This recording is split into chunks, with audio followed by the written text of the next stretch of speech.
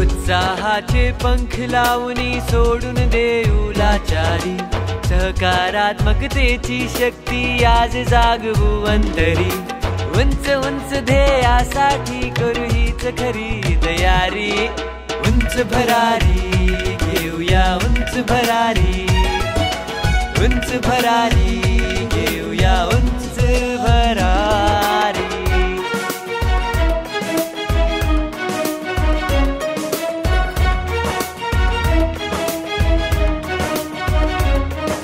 संकट येऊ असो तुफान अपयशाचे, राजयोगी बनू मिळेल सामर्थ्य धाडसाचे. स्वप्न सजूनी घेऊ स्वच्छंद ही भरारी, हिम्मत ठेवूनी यशाची सर करू पायरी. उंच उंच ध्येयासाठी करू हीच खरी तयारी. उंच भरारी घेऊया उंच भरारी, उंच भरारी घेऊया उंच भरारी. नमस्कार दर्शक मित्र हो, उंच भरारी कार्यक्रमामध्ये आपले मनपूर्वक स्वागत. कालच्या भागामध्ये आपण पाहिलं की यश मिळवण्यासाठी जरी हे 21वे शतक असेल, स्पर्धात्मक आणि तंत्रज्ञानाचे युग असेल, तरी पण एकमेकांबद्दल स्पर्धा न करता एकमेकांना सहकार्य करून कसे पुढे जाता येईल हे पाहिले. एकमेका सहाय्य करू अवघे धरू सुपंत हे कसं आहे हे जाणून घेण्यासाठी आज आपण आदरणीय ब्रह्मकुमारी लक्ष्मी दिदी यांच्यासोबत चर्चा करणार आहोत. तर आपण दिदींचं स्वागत करून आजच्या या कार्यक्रमाला सुरुवात करूया. नमस्कार दिदी. ओम शांती. ओम शांती. दिदी, काल तुम्ही म्हटला की जेव्हा जीवनामध्ये पुढे जायचं असतं त्यावेळी प्रत्येक वेळी दुसऱ्यांची स्पर्धा आवश्यक नाही. बरोबर. किंबहुना स्पर्धा शब्दाऐवजी सहयोग शब्दाचा वापर करा. तर आपण सहयोगाद्वारे कसे एकमेकांच्या सोबत चालून पुढे जाऊ शकतो? जेव्हा आपण लहान असतो त्यावेळेस स्वतःहून उभं राहून चालायचा प्रयत्न करत असतो, पण ते शक्य नसतं. मग त्यावेळेस आई वडील त्या बाळाला आपलं बोट देतात, म्हणजे एक सहयोग देतात, आणि त्या बोटाला धरून कित्येकदा भिंतीला धरून ते बाळ हळूहळू चालत असतं. आणि सुरुवातीला दुसऱ्याची मदत घेऊन, दुसऱ्याचा सहयोग घेऊन, बोटाचा आधार, भिंतीचा आधार, एखाद्या खुर्चीचा आधार, असं कोणाचा ना कोणाचा आधार घेऊन ते बाळ चालायला शिकतं. आणि चालता चालता आधार घेता घेता, दुसऱ्याचा सहयोग, दुसऱ्याची मदत घेता घेता एक वेळ अशी येते की ते बाळ स्वतःच्या पायावर चालायला शिकतं. म्हणजे त्याचे सगळे आधार संपतात. परंतु जोपर्यंत ते बाळ चालायला शिकत नाही तोपर्यंत प्रत्येकाचं एक कर्तव्य ठरतं की त्याला बोट देणं, त्याला सहयोग देणं, त्याला आधार देणं. तर मदत करता करता, सहयोग देता देता आपोआपच दुसरा सुद्धा पुढे जातो. आपण स्वतःही प्रगती करत असतो. म्हणजे जो सहयोग देतो आणि जो सहयोग घेतो हे दोन्ही व्यक्ती प्रगती आहे. त्यामुळे आपण दुसऱ्याला सहयोग दिल्याने कुठे आपण मागे पडू असं कधी होत नाही. पण साधारणपणे हे वाटतं की मी एखाद्याला अभ्यासात मदत केली किंवा मी एखाद्याला एखाद्या क्षेत्रामध्ये मदत केली तर तो माझ्यापेक्षाही पुढे निघून जाईल. त्याला संकुचित मनोवृत्ती म्हणता येईल. कारण ज्यावेळेस असं संकुचित मनोवृत्तीने आपण काम करतो तर ते कार्य कधीच यशस्वी होत नाही, सक्सेसफुल होत नाही. कारण त्याच्यात तुमची भावनाच संकुचित आहे. त्यामुळे ज्याला आपण संकुचित मनाने काही सांगतोय किंवा सहयोग करतोय त्यालाही त्याचा इतका लाभ होणार नाही. म्हणजे सहयोग करतो पण भावना संकुचित असते. त्यामुळे संकुचित भावनेने नाही, परंतु एक मोठ्या मनाने. आणि जो दुसऱ्याला मदत करतो, सहयोग करतो, नक्कीच तो नेहमी त्याच्यापेक्षा मोठाच असणार ना. जरी वयाने लहान असेल, एज्युकेशननी लहान असेल, अन्य कुठल्याही गोष्टीत तो लहान असेल, परंतु ज्यावेळेस तो दुसऱ्याला सहयोग देतोय म्हणजे त्याची भावना फार मोठी आहे. आणि ज्याची भावना मोठी आहे खरं पाहता तोच व्यक्ती मोठा आहे. मग अशा मोठ्या मनाने आपण जेव्हा दुसऱ्याला सहयोग देतो तर त्याचा फायदा आपल्या स्वतःला होत असतो. तो कसा होतो स्वतःला फायदा? स्वतःला फायदा हे होतो की एकतर दुसऱ्याच्या मनात तुमच्याबद्दल आपोआपच एक सन्मानाची भावना निर्माण होते. आदर भाव निर्माण होतो आणि वेळ प्रसंगी त्याच्या आठवणीत ही गोष्ट नेहमी राहील की ह्या व्यक्तीने माझ्या वेळेला मला मदत केलेली आहे. आणि अचानक तुमच्यावर एखादा प्रसंग ओढावला तर ती व्यक्ती तुमच्या मदतीसाठी धावून तर नक्की येईलच, पण तिच्या मनात सुद्धा ती मोठी भावना उत्स्फूर्तपणे जागृत होईल की नाही, यावेळेस तर मला या व्यक्तीसाठी धावलंच पाहिजे. कारण त्यावेळेस तुमची भावना शुद्ध होते ना, सहयोग देतो. त्यावेळी एकमेकांचे नातेसंबंध सुद्धा सुधारायला मदत होते किंवा त्यामधलं प्रेम वाढत जातं. आणि याचबरोबर तुमच्यामध्ये आणखी एक डिवाइन क्वालिटी येते, ती म्हणजे नम्रता. कारण जेव्हा तुम्ही दुसऱ्याला सहयोग करता, दुसऱ्यालाही पुढं घेऊन जाता, त्याच्याबद्दल एक चांगली भावना ठेवता, तर तुमच्यामध्ये एक नम्रतेचंही गुण येतं. तुम्ही त्याच्यासोबत नम्रतेने आदराने वागायला लागता. त्याच्यामुळे हे जे कॉपरेशन आहे किंवा मदतीची भावना आहे, हे तुमच्यामध्ये जागृत झाल्याने आपोआपच तुमच्यामध्ये आणखी डिव्हिनिटी, आणखी ह्युमिलिटी, चांगले चांगले क्वालिटीज डेव्हलप व्हायला सुरू होतात. वेगवेगळे लोक आहेत, वेगवेगळे स्वभाव आहेत, या सगळ्यांची मदत घेऊन एखादं कार्य आपण कसं यशस्वीरित्या करू शकतो. ही गोष्ट फार आवश्यक आहे की आपणही कोणतं कार्य करत असतो तर आपण इतके कॅपेबल नाहीये की सगळे कामं मीच करू शकतो. मी माझ्यामध्ये फार सक्षम आहोत, पण प्रत्येक कार्यासाठी आपण एकटेच सक्षम आहोत असं नसतं. हाताची बोटं सगळी सक्षम आहेत, पण ती एकत्र येऊन जोपर्यंत काम करत नाही. अगदी चांगलं उदाहरण आहे. तुमचं एखाद्या बोटाला जरी कापलं तरी सुद्धा ते काम करत असताना तुम्हाला सारखं जाणवतं की ते बोट अधू आहे. त्या एका बोटापायी बाकीचे 4 बोटं सुद्धा कित्येकदा निकामी आपल्याला जाणवत असतात. म्हणजे प्रत्येक बोटाची आवश्यकता आहे. तसंच जीवनामध्ये सुद्धा ज्यावेळेस आपण दुसऱ्यांना सहकार्य करतोय, तसंच आपल्याला सुद्धा सगळ्यांच्या सहकार्याची आवश्यकता असते. पण सगळ्यांचं सहकार्य आपल्याला लाभावं, प्रत्येकाचं सहकार्य आपल्याला मिळावं, तर त्यासाठी आपल्याला प्रत्येकाची गरज तर नक्कीच आहे.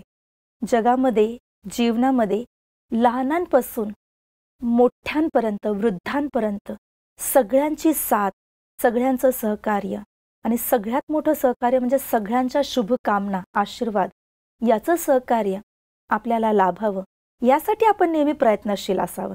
मग जेव्हा वेळ प्रसंगी आपल्याला आवश्यक आहे कुठल्याही कार्यासाठी, आपोआप सगळे धावून येऊ शकतील. आणि तुम्ही 5 बोटांचीच गोष्ट सांगितली, यावर मला एक फार चांगली गोष्ट आठवते. 5 बोटांचीच. कुठली?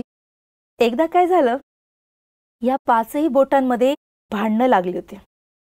आणि ती भांडणं कशावरनं? 5मध्ये प्रत्येकाला असं वाटतं की मी मोठा, म्हणजे मी ग्रेट, मी श्रेष्ठ.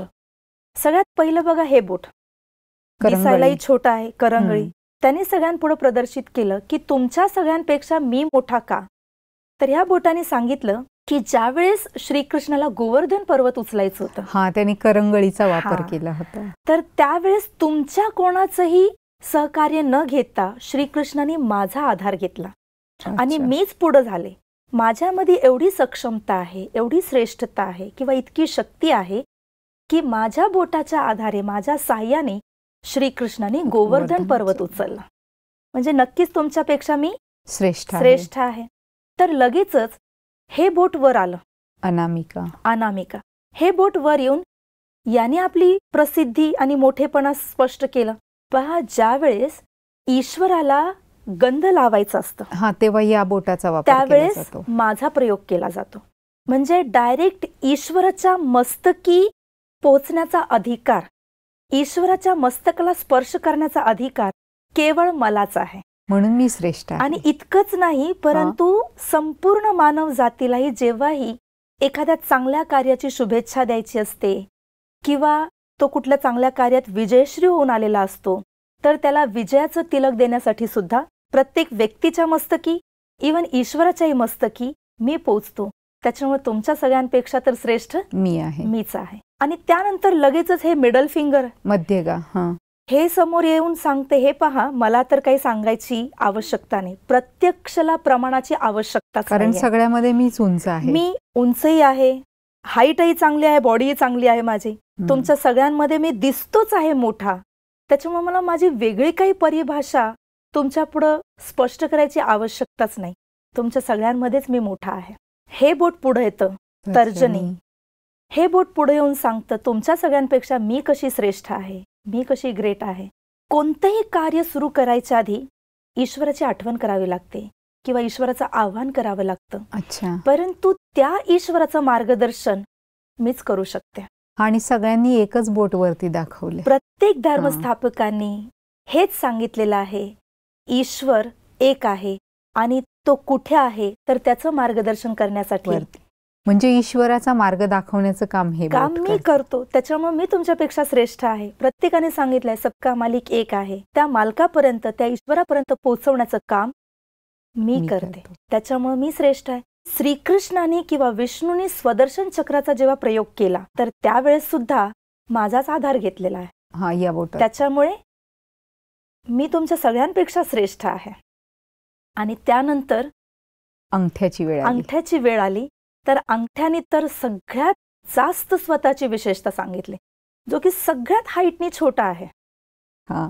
सगळ्यांमध्ये छोटाच दिसतोय तरी सुद्धा त्यांनी त्याची विशेषता, त्याचं ग्रेटनेस सांगितलं की पहा, तुमच्याकडे जेवढेही प्रॉपर्टीज आहेत, जेवढेही जमिनी आहेत, जितकेही सगळ्या गोष्टींचे तुम्ही मालिक आहात, वैभव आहे, खरं संपत्ती पाहता आहे. तुमच्या सगळ्या वैभव संपत्तीचे मालिक तुमच्या आधी मी आहे. का? कारण जोपर्यंत माझा ठप्पा लागत नाही तोपर्यंत ते वैध होत नाही. तोपर्यंत तुम्ही त्याचे मालिक बनतच नाही किंवा तुमच्या नावावर काहीच होत नाही. त्याच्यामुळं सगळ्या जमिनी, प्रॉपर्टी, सगळ्या समृद्धी वैभवाचा मी मालिक आहे. अच्छा. माझा ठप्पा लागला, माझा शिक्का लागला तरच ते तुमच्याकडे येत असतं. म्हणजे पाची बोटांची विविधता वेगळी आहे. एवढीच विशेषता सांगून हे बोट थांबलं नाही. याने आणखी एक गोष्ट सांगितली, ती म्हणजे जेव्हा एखाद्याला चेअरअप करायचं असतं तरी पण मीच पुढे येतो.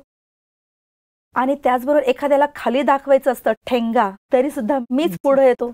तर या बोटाने आपल्या इतक्या साऱ्या क्वालिटी दाखवलेल्या आहेत, इतकी सारी विशेषतांनी स्वतःला सगळ्यांच्या समोर सिद्ध केलं.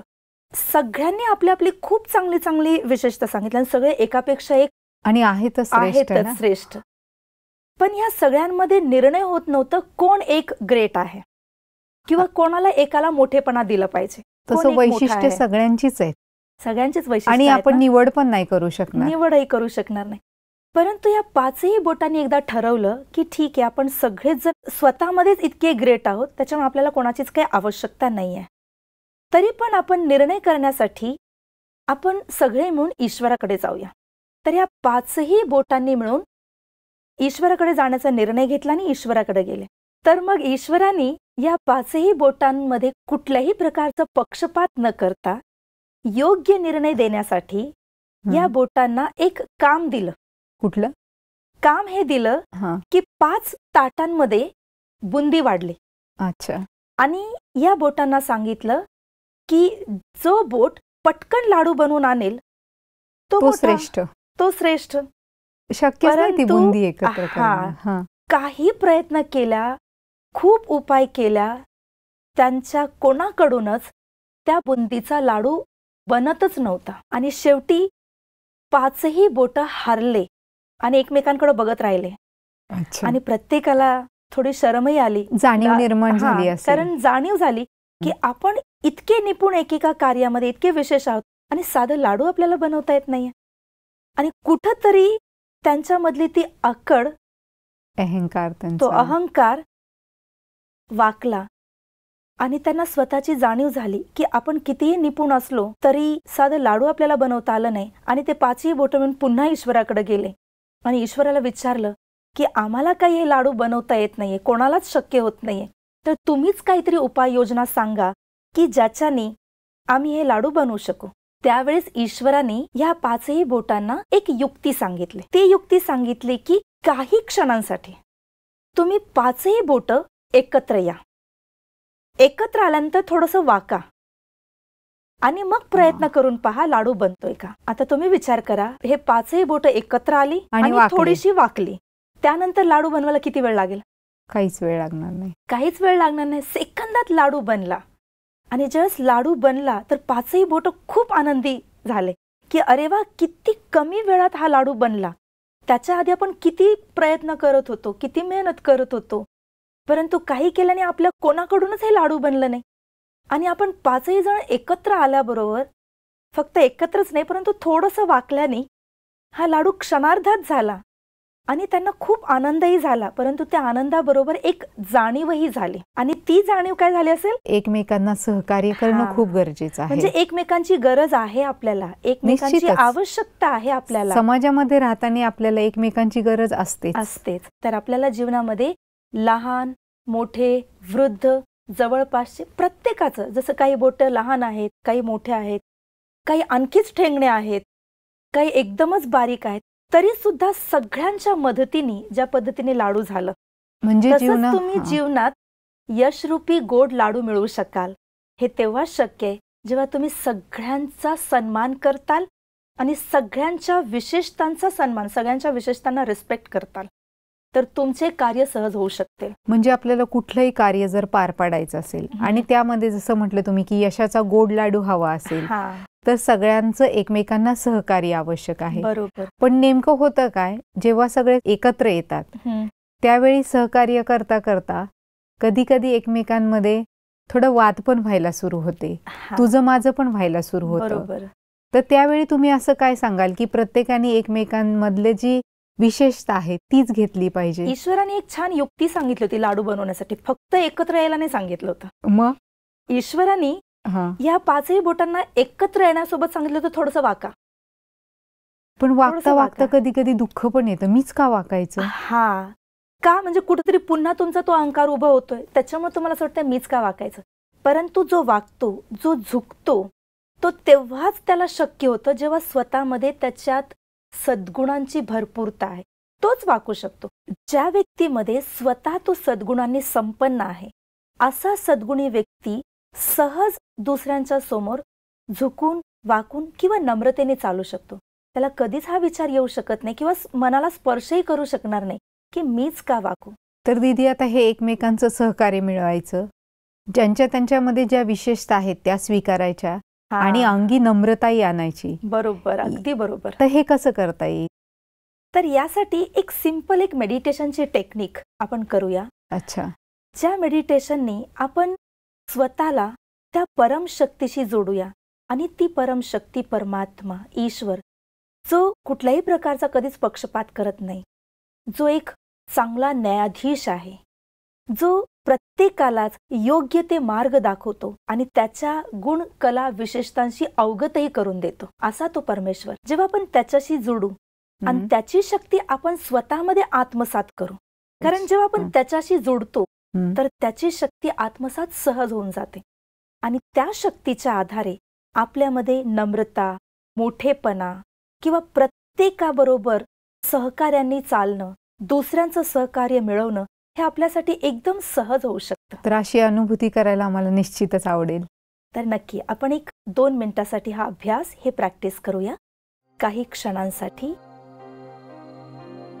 स्वतःचं अंतर्मन पूर्णतः आत्मकेंद्रित करा आणि स्वतःमध्ये असलेल्या गुण विशेषतांचं पूर्णपणे अवलोकन करा. माझ्यामध्ये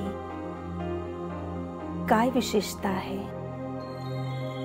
कोणती क्वालिटी आहे, परंतु या विशेषता, या ॲबिलिटीज मला सर्वांपर्यंत सहकार्याच्या रूपात पोहोचवण्यासाठी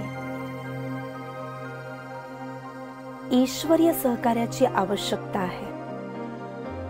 तर तुमच्या अंतर्मनाच्या भावनेने त्या परमशक्तीचं आवाहन करा.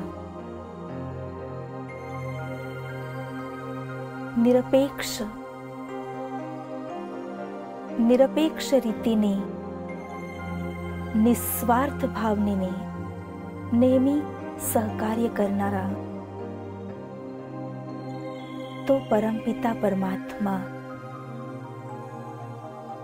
त्याच्या अनंत शक्तींची वर्षा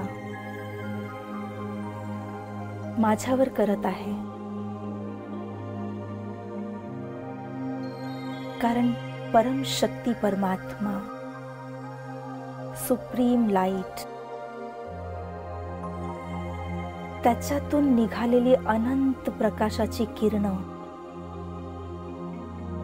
एका झऱ्याच्या स्वरूपात माझ्यापर्यंत पोहोचत आहेत आणि परमात्म प्रकाशाची किरणं माझ्या अंतरात्म्याला स्पर्श करून परमात्म शक्तींचं सहकार्य जणू मला अनुभवत आहे आणि ईश्वरीय शक्तीच्या सहकार्याने मी आत्मा स्वतःमध्ये सशक्त होऊन स्वतःच्या गुण आणि कला विशेषतांना आणखी प्रबळ बनवून समाजातील प्रत्येक व्यक्तींपर्यंत माझ्या आसपास वावरणाऱ्या प्रत्येकासाठीच मी सहकार्य करत राहीन आणि त्यांनाही पुढे नेण्यासाठी यशस्वी होण्यासाठी ईश्वरीय शक्तींचा सहकार्य देण्याचा प्रयत्न करत राहीन ज्याच्या आधारे मी स्वतः नेहमी सर्वांच्या सहकार्याची अधिकारी आणि ईश्वरीय सहकार्याचीही अधिकारी बनून राहील. त्यामुळे नेहमी स्वतःवर परमात्म शक्तींचा वर्षाव, परमात्म शक्तींची मदत अनुभव करत रहा. काही क्षण परमात्म प्रकाशाचा हा दिव्य झरा स्वतःवर अनुभव करत रहा.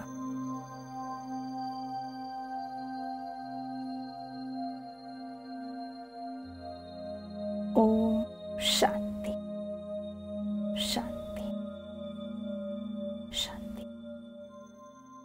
तर दीदी, तुम्ही किती सहजपणे सांगितलं की स्नेह असेल, सहकार्य असेल, नम्रता असेल, असे कित्येक जी नैतिक मूल्य आहेत की जी समाजामध्ये आपल्याला पाहायला मिळत नाही, ती सहजपणे आपण जीवनामध्ये धारण करू शकतो आणि त्याचबरोबर तो आपला अधिकारही बनू शकतो आणि त्याची तुम्ही आम्हास अनुभूती करवली, त्याबद्दल आपले मनपूर्वक आभार. ओम शांती. तर दर्शक मित्र हो, तुम्हामध्ये, आम्हामध्ये, सर्वांमध्ये भरपूर विशेषता आहेत आणि विविधताही आहे. पण कुठलंही कार्य करायचं म्हटलं की सर्वांना एकत्रित येणं आवश्यक असतं. आणि ते कसं, तर दीदींनी आपल्याला हे 5 बोटांच्या गोष्टीवरून अतिशय सहजपणे समजावून सांगितलं. जेव्हा आपण सगळे एकत्रित येऊ आणि आपल्या विशेषतांचा वापर करू, तेव्हाच त्या 5ही बोटांप्रमाणे आपलंही आपल्या जीवनामध्ये यशाचा यशस्वी लाडू प्राप्त करू शकू. अशीच ही यशाची उंच भरारी घेण्यासाठी जीवनामध्ये अजून कुठल्या गोष्टी आवश्यक आहेत हे जाणून घेण्यासाठी आपण पुन्हा पुढच्या भागामध्ये भेटणार आहोत. तोपर्यंत नमस्कार. उंच भरारी